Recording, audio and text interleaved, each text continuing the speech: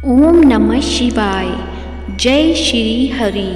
प्रिय भक्तजनों, आप सभी का मायरा वॉइस चैनल में हार्दिक स्वागत है। आप सभी का दिन शुभ और मंगलमय हो और भगवान विष्णु आप सबकी मनोकामनाएं पूर्ण करें। आज की इस वीडियो में हम सुनेंगे पौष माह में सुनी जाने वाली भगवत महापुराण का स्कंद 2 का अध्याय 3।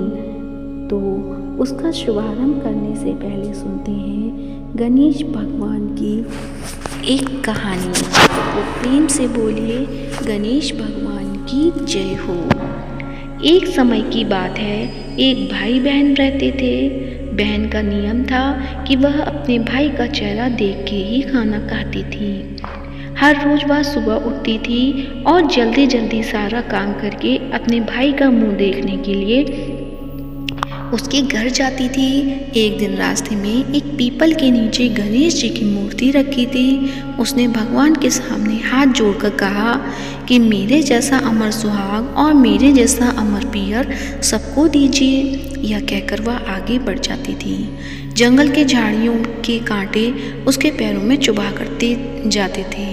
एक दिन भाई के घर पहुंची और भाई का मुंह देखकर बैठ गई। तो भाभी ने पूछा, पैरों में क्या हो गया है? यह सुनकर उसने भाभी को जवाब दिया कि रास्ते में जंगल के झाड़ियों के गिरे हुए कांटे पाँव में चुभ गए हैं। जब वो वापस अपने घर आ जाए तब भाभी ने अपने पति से कहा कि रास्ते को साफ करवा दो, आपकी बहन के पाँव में बहुत सारे कांटे चुभ गए हैं। भाई ने तब कुल्हाड़ी लेकर सारी झाड़ियों को काटकर रास्ता साफ कर दिया, जिससे गणेश जी का स्थान भी वहां से हट गया। यह देखकर भगवान गुस्सा हो गए और उसके भाई के प्राण हर लिए। लोग अंतिम संस्कार के लिए जब भाई को ले जा रहे थे तब उसकी भाभी रोते हुए लोगों से कही, थोड़ी देर रुक जाओ, उसकी बहन आने वाली है। वह अपने भाई का मुंह देखे बिना नहीं रह सकती है, उसका यह नियम है। तब लोगों ने कहा, आज तो देख लेगी पर कल कैसे देखेगी? रोज दिन की तरह बहन अपने भाई का मुंह देखने के लिए जंगल में निकली। तब जंगल में उसने देखा कि सारा रास्ता साफ किया हुआ है। जब वह आगे बढ़ी तो उसने देखा कि सिद्धि विनायक को भी वहां से हटा दिया गया है। तब उसने जाने से पहले गणेश जी को एक अच्छे स्थान पर रखकर उन्हें स्थान दिया और हाथ जोड़कर बोली, भगवान मेरे जैसा अमर सुहाग और मेरे जैसा अमर पियर सबको देना। और फिर बोलकर आगे निकल गई। तब भगवान सोचने लगे, अगर इसकी नहीं सुनी तो हमें कौन मानेगा, हमें कौन पूछेगा? तब सिद्धि विनायक ने उसे आवाज़ दी, बेटी इस खेजड़ी की 7 पत्तियां लेकर जा और उसे कच्चे दूध में घोलकर भाई के ऊपर छींटा मार देना, वह उठकर बैठ जाएगा। यह सुनकर बहन जब पीछे मुड़ी तो वहाँ कोई नहीं था। फिर वह यह सोचने लगी कि ठीक है, जैसा सुना वैसा कर लेती हूँ। फिर वह 7 खेजड़ी की पत्तियाँ लेकर अपने भाई के घर पहुँची। उसने देखा वहाँ कई लोग बैठे हुए हैं, भाभी बैठी रो रही हैं और भाई की लाश रखी है। तब उसने उस पत्तियों को बताए हुए नियम के तहत भाई के ऊपर इस्तेमाल किया। तब भाई उठकर बैठ गया। भाई बहन से बोला, मुझे बहुत ही गहरी नींद आ गई थी। तब बहन बोली, यह नींद किसी दुश्मन को भी ना आए। और उसने सारी बात अपने भाई को बता दी। तो जैसा चमत्कार गणेश भगवान ने किया, वैसा हर बहन का भाई हमेशा सलामत रहे। तो प्रेम से बोलिए गणेश भगवान की जय हो। अब अपने सुनते हैं विष्णु भगवान की एक चमत्कारी कहानी, जिसमें बताया गया है कि विष्णु भगवान का सबसे बड़ा भक्त कौन है। तो आइए सुनते हैं। तो प्रेम से बोलिए विष्णु भगवान की जय हो। एक बार फिर देवर्षि नारद के मन में यह अभिमान पैदा हो गया कि वे ही भगवान विष्णु के सबसे बड़े भक्त हैं। वे सोचने लगे, मैं रात दिन भगवान विष्णु का गुणगान करता हूँ, फिर इस संसार में मुझसे बड़ा भक्त और कौन हो सकता है। किंतु पता नहीं श्री हरि मुझे ऐसा समझते हैं या नहीं। यह विचार कर नारद भगवान विष्णु के पास क्षीर सागर में पहुँचे और उन्हें प्रणाम किया। विष्णु जी बोले, आओ नारद, कहो कैसे आना हुआ। नारद जी बोले, भगवान मैं आपसे एक बात पूछने आया हूँ। भगवान विष्णु बोले, मैं तुम्हारे मन की बात जानता हूँ नारद, फिर भी तुम्हारे मुंह से सुनना चाहता हूँ। नारद जी ने कहा, हे देव, मैं जीवन भर आपका गुणगान करता रहा हूँ। पल पल हर क्षण मुझे बस आपका ही ध्यान रहता है। आप मुझे यह बताइए कि क्या मुझसे भी बड़ा कोई अन्य भक्त है इस संसार में। भगवान विष्णु समझ तो पहले ही गए थे कि नारद को अपनी भक्ति पर अभिमान पैदा हो गया है, किंतु अपने मन की बात छुपाकर वे बोले, नारद, इस प्रश्न के लिए तो तुम्हें मेरे साथ मृत्युलोक चलना पड़ेगा। नारद बोले, ठीक है भगवान, मैं मृत्युलोक चलने के लिए तैयार हूँ। भगवान विष्णु नारद को लेकर मृत्युलोक चल पड़े। धरती पर पहुंचकर दोनों ने किसान का भेष धारण किया और एक गांव के किनारे बनी एक झोंपड़ी की ओर चल पड़े। विष्णु भगवान बोले, नारद, मेरा एक बहुत बड़ा भक्त यहाँ इस कुटिया में रहता है। आश्चर्य है, क्या मुझसे बढ़कर भी किसी और की भक्ति हो सकती है। नारद के मुख से निकला, क्या वह भी मेरी तरह आपका ध्यान लगाए रहता है। आओ स्वयं ही जान लोगे। विष्णु ने कहा और उस कुटिया की ओर बढ़ गए। किसान उस समय कुटिया के बाहर अपनी गाय को बांध रहा था। उसके मुख से हरि हरि गोविंद का स्वर निकल रहा था। किसान भेषधारी विष्णु ने उसके निकट जाकर नारायण नारायण कहा तो किसान ने विनीत स्वर में पूछा, आप कहाँ से आए हैं भद्र? मेरे लिए कोई सेवा हो तो निसंकोच बताइए। किसान वेशधारी भगवान विष्णु ने कहा, हम नगर जा रहे हैं पर अंधेरा घिरने लगा है। वन में जंगली पशुओं का डर है, इसलिए रात भर आश्रय चाहते हैं। किसान ने प्रसन्न भाव से कहा, मेरी कुटिया में आपका स्वागत है भद्र, और जो रखा सूखा घर में है आपके लिए हाजिर है। भगवान ने मुझे आप लोग की सेवा करने का अवसर दिया है, बड़ी कृपा हुई उनकी।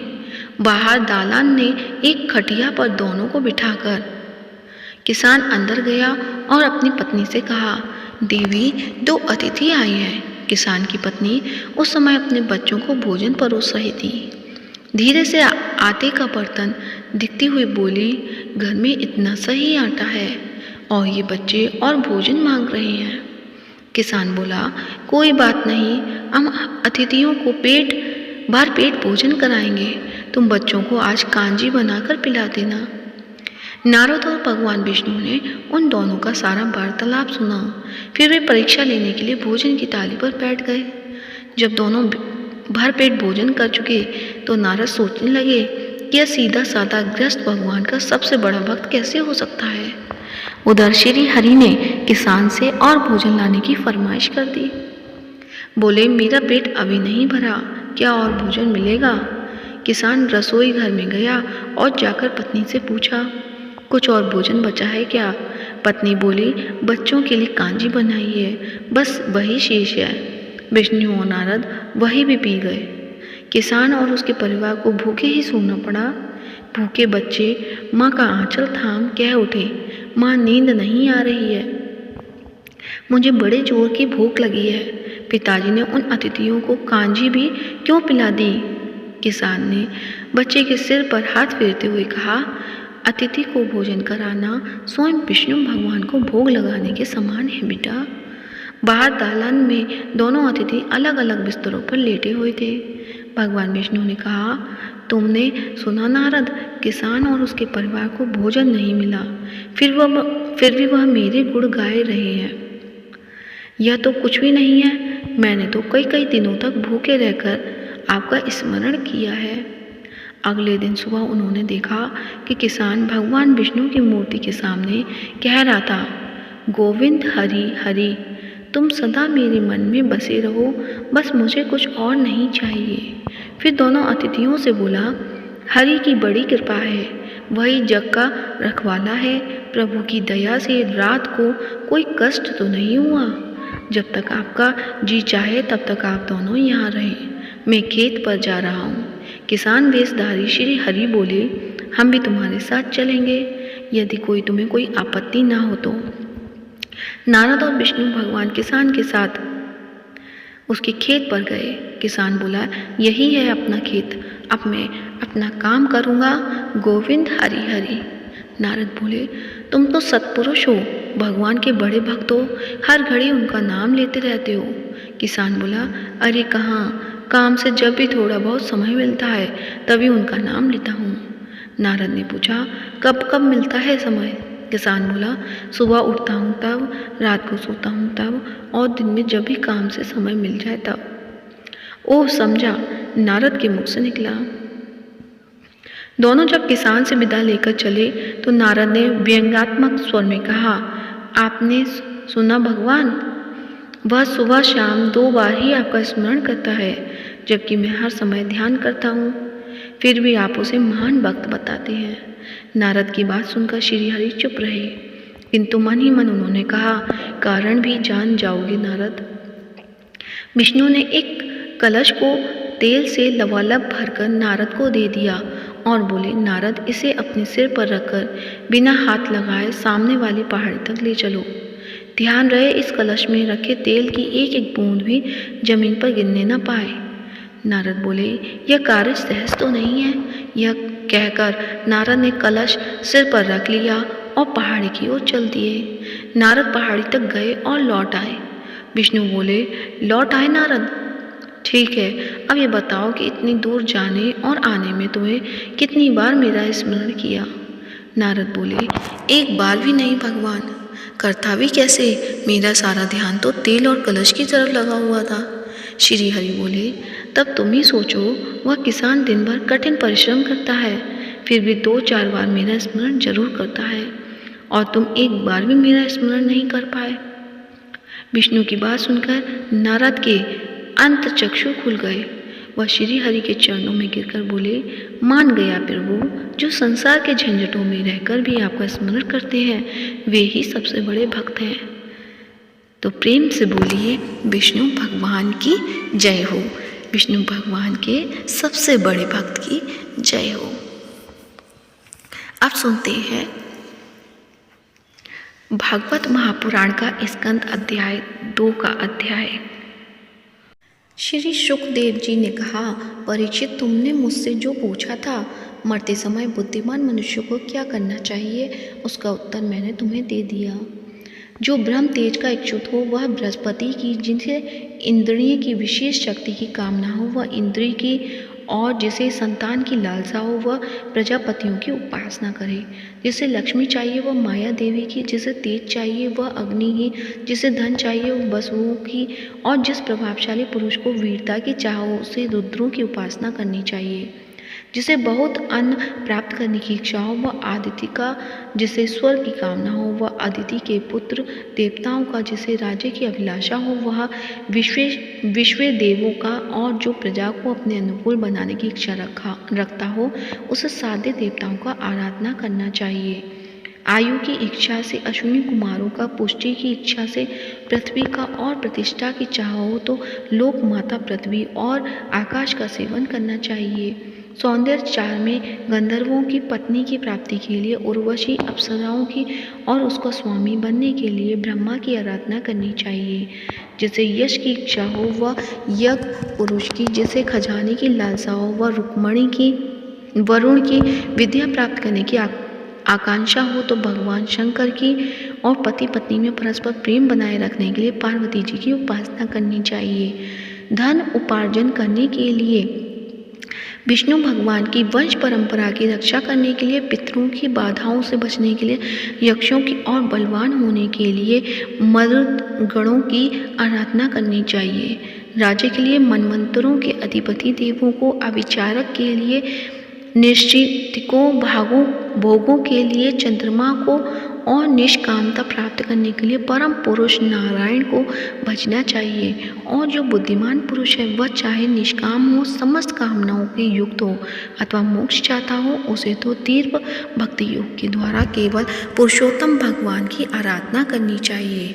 जितने भी उपासक हैं उनका सबसे बड़ा हित इसी में है कि वे भगवान के प्रेमी भक्तों का संग करके भगवान में अविचल प्रेम प्राप्त कर ले। ऐसे पुरुष के सत्संग में जो भगवान की लीला कथाएं होती हैं उसे उस दुर्लभ ज्ञान की प्राप्ति होती है जिससे संसार सागर की त्रिगुणमयी तरंग मालाओं के थपेड़े शांत हो जाते हैं, हृदय शुद्ध होकर आनंद का अनुभव होने लगता है, इंद्रियों के विषय में आसक्ति नहीं रहती, केवल्य मोक्ष का सर्वसम्मत मार्ग भक्ति योग प्राप्त हो जाता है। भगवान की ऐसी रसमय कथाओं का चस्का लग जाने पर भला कौन ऐसा है जो उसमें प्रेम ना करे।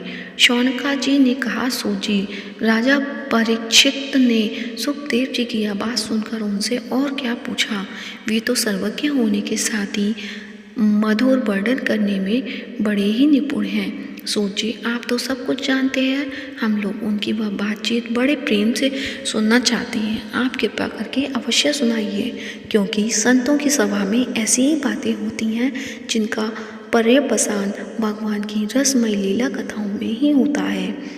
पांडुनंदन महारथी राजा परीक्षित बड़े भगवत भक्त थे। बाल्यावस्था में खिलौने से खेलते समय भी वे श्री कृष्ण लीला का ही रस लेते थे। भगवान ने श्री सुखदेव जी भी इस जन्म से ही भगवत परायण ऐसे संतों के सत्संग में भगवान के मंगलमय गुणों की दिव्य चर्चा अवश्य हुई ही होगी, जिसका समय भगवान श्री कृष्ण के गुणों के गान अथवा श्रवण में व्यतीत हो रहा है, उसके अतिरिक्त सभी मनुष्य की आयु व्यर्थ जा रही है। ये भगवान सूर्य प्रतिदिन अपने उदय और अस्त से उनकी आयु छीनते जा रहे हैं। क्या वृक्ष नहीं जीते? क्या लोहार की धोकनी सांस नहीं लेती? गांव के अन्य पालतू पशु या मनुष्य पशु की ही तरह खाते पीते या मैथुन नहीं करते? जिनके कान में भगवान श्री कृष्ण की लीला कथा कभी नहीं पड़ी, वह नर पशु, कुत्ते, ग्राम, सूकर, ऊंट और गधे से भी गया बिताते हैं। सोची, जो भगवान मनुष्य श्री कृष्ण की कथा कभी नहीं सुनता, उसके कान बिल के समान हैं। जो जीव भगवान की लीलाओं का गायन नहीं करती, वह मेढक की जीभ के समान टर्टर करने वाली है, उसका तो ना रहना ही अच्छा है। जो सिर कभी भगवान श्री कृष्ण के चरणों में झुकता नहीं, वह रेशमी वस्त्र से सुसज्जित और मुकुट से युक्त होने पर भी बोझा मात्र ही है। जो हाथ भगवान की सेवा पूजा नहीं करते, वे सोने के कंगन से भूषित होने पर ही मूर्ति के हाथ हैं। जो आँखें भगवान की याद दिलाने वाली मूर्ति, तीर्थ, नदी आदि का दर्शन नहीं करती, वे मोरों की पंख से बनी आँखों के चिन्ह के समान निरर्थक है। मनुष्य के वे पेड़ चलने की शक्ति रखने पर भी न चलने वाले पेड़ों जैसे ही हैं, जो भगवान की लीला स्थलियों की यात्रा नहीं करते। जिस मनुष्य के भगवान प्रेमी संतों के चरणों धूल कभी सिर पर नहीं चढ़ाई, वह जीता हुआ भी मुर्दा है। जिस मनुष्य ने भगवान के चरणों पर चढ़ी हुई तुलसी सुगंध लेकर उसकी सराहना नहीं की, वह श्वास लेता हुआ भी श्वास रहित शव है। सूजी, वह हृदय नहीं लोहा है, जो भगवान के मंगलमय नामों का श्रवण कीर्तन करने पर भी पिघलकर उन्हीं की ओर बहू नहीं जाता। जिस समय हृदय पिघल जाता है, उस समय नेत्रों में आंसू झलकने लगते हैं और शरीर का रोम रोम खिल उठता है। प्रिय सूत जी, आपकी वाणी हमारे हृदय को मधुरता से भर देती है। इसलिए भगवान के परम भक्त आत्मविद्या विशारद श्री सुखदेव जी ने परीक्षित के सुंदर प्रश्न करने पर भी जो कुछ कहा, वह संवाद आप कृपा करके हम लोगों को सुनाइए। प्रेम से बोलिए, विष्णु भगवान की जय हो, श्री हरि की जय हो। अब सुनते हैं लपसी और तपसी की कहानी। एक लपसी था, एक तपसी था। तपसी हमेशा भगवान की तपस्या में लीन रहता था। लपसी रोजाना 1.25 सेर की लापसी बनाकर भगवान का भोग लगाकर जीम लेता था। एक दिन दोनों लड़ने लगे। तपसी बोला, मैं रोज भगवान की तपस्या करता हूँ, इसलिए मैं बड़ा हूँ। लपसी बोला, मैं रोज भगवान को 1.25 सेर लापसी का भोग लगाता हूँ, इसलिए मैं बड़ा हूँ। नारद जी वहाँ से गुजर रहे थे। दोनों को लड़ता देखकर उसने पूछा कि तुम क्यों लड़ रहे हो? तपसी ने खुद के बड़ा होने का कारण बताया और लपसी ने अपना कारण बताया। नारद जी बोले, तुम्हारा फैसला मैं ही कर दूंगा। दूसरे दिन लपसी और तपसी नहाकर अपनी रोज की भक्ति करने आए तो नारद जी ने छुपकर 1.25 करोड़ की एक एक अंगूठी उन दोनों के आगे रख दी। तपसी की नज़र जब अंगूठी पर पड़ी तो उसने चुपचाप अंगूठी उठाकर अपने नीचे दबा ली। लपसी की नज़र अंगूठी पर पड़ी लेकिन उसने ध्यान नहीं दिया। भगवान को भोग लगाकर लापसी खाने लगा। नारद जी सामने आए तो दोनों ने पूछा कि कौन बड़ा? तो नारद जी ने तपसी से खड़ा होने को कहा। वो खड़ा हुआ तो उसके नीचे दबी अंगूठी दिखाई पड़ी। नारद जी ने तपसी से कहा, तपस्या करने के बाद भी तुम्हारी चोरी करने की आदत नहीं गई, इसलिए लपसी बड़ा है और तुम्हें तुम्हारी तपस्या का कोई फल नहीं मिलेगा। तपसी शर्मिंदा होकर मांगने लगा। उसने नारद जी से पूछा कि मुझे कोई तपस्या का फल कैसे मिलेगा? नारद जी ने कहा, यदि कोई गाय और कुत्ते को रोटी नहीं बनाएगा तो फल तुझे मिलेगा।